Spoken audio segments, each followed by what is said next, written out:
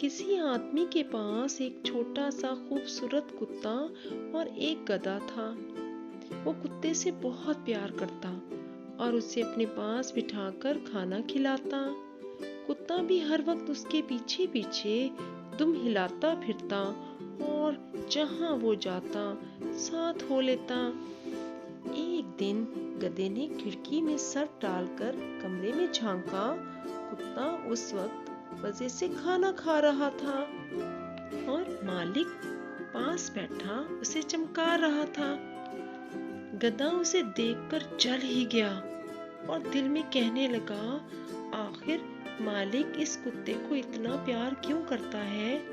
मैं दिन भर सख्त मेहनत करता हूँ और कुत्ता सिर्फ दुम हिलाकर इधर उधर उछलता कूदता है।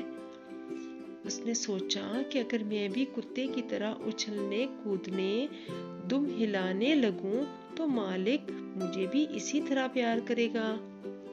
ये सोचकर गधा ढैंचू ढैंचू करता और दुम हिलाता झट मालिक के कमरे में घुस गया।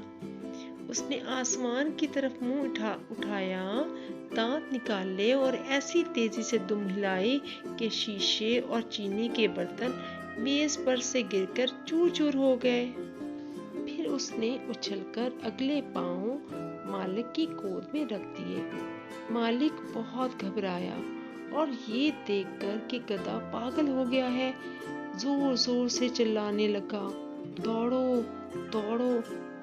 शोरो गुल की आवाज से लोग भागे आए और गधे को मार मार कर बाहर निकाल दिया।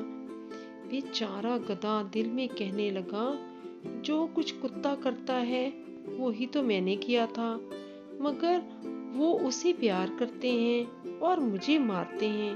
ये कहाँ का इंसाफ है।